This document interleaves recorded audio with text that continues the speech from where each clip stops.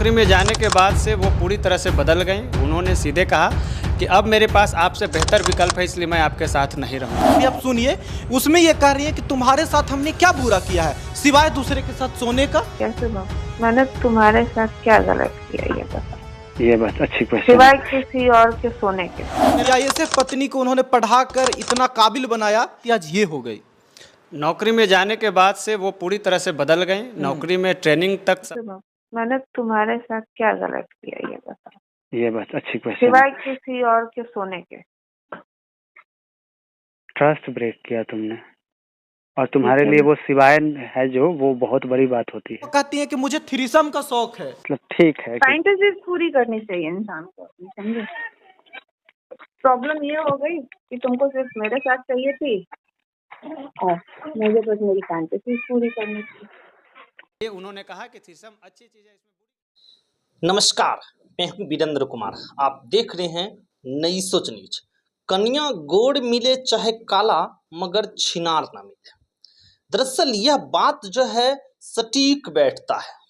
आप ये भी सुने होंगे कि बेटी पढ़ाओ बहू नहीं। ये बात भी आप कहीं ना कहीं सुने होंगे।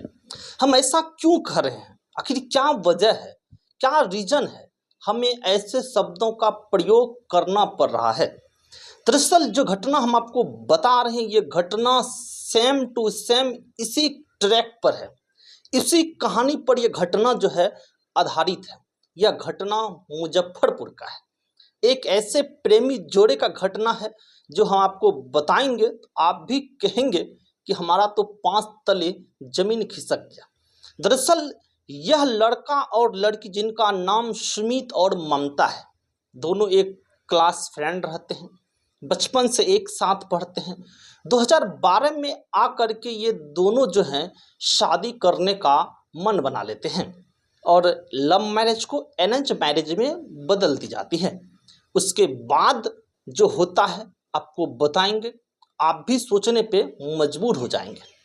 शादी होने के बाद ममता कहती है कि हम अभी पढ़ना चाहते हैं, हम अभी पढ़ेंगे, हम पढ़ लिख के जीवन में कुछ मैं करना चाहता हूँ, मैं करूँगा।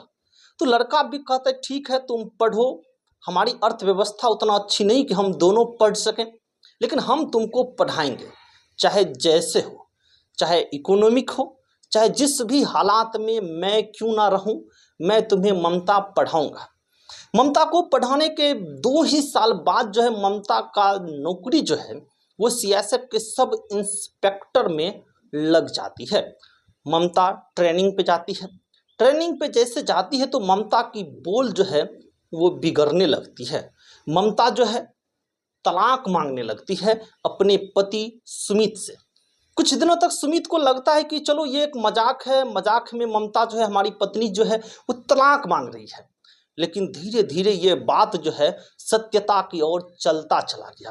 तब जाकर सुमित के 5 तले जमीन जो है वो खिसकता चला गया।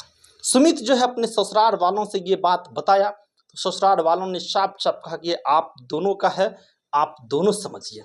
लड़की जब छुट्टी होती तो सीधे अपने मायके पहुंच जाती, ये ससुराल नहीं आती। जब इसका सुमित ने विरोध किया तो ससुराल वालों ने कहा कि हमारी बेटी अब दरोगा बन गई है तो तुम्हारे साथ जो है बेरोजगार के साथ क्यों रहे।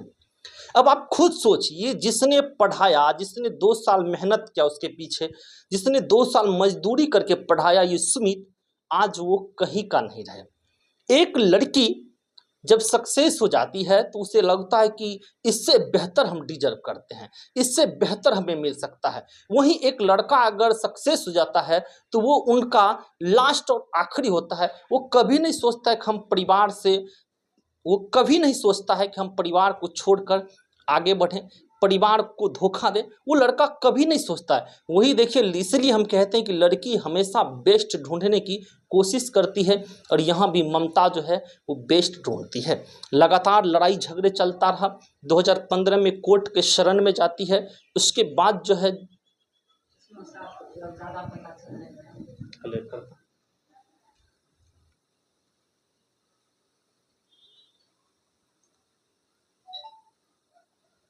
आने वाले आ गए हैं।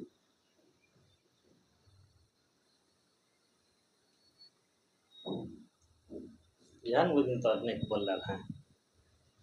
पता चल रहा था लेकिन ज्यादा नहीं पता चला। अब ठीक है।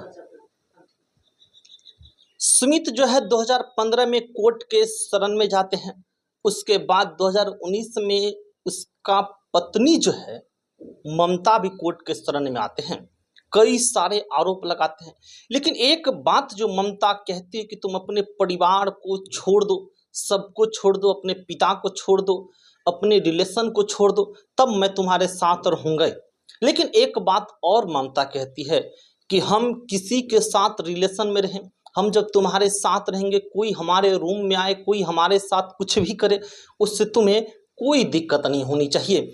और ये भी ममता फान करके कहती है कि हम तुम्हारे साथ गलत ही क्या किए हैं, सिर्फ दूसरे के साथ सोने का। अब सोचिए एक पति के ऊपर क्या बीत रहे होंगे।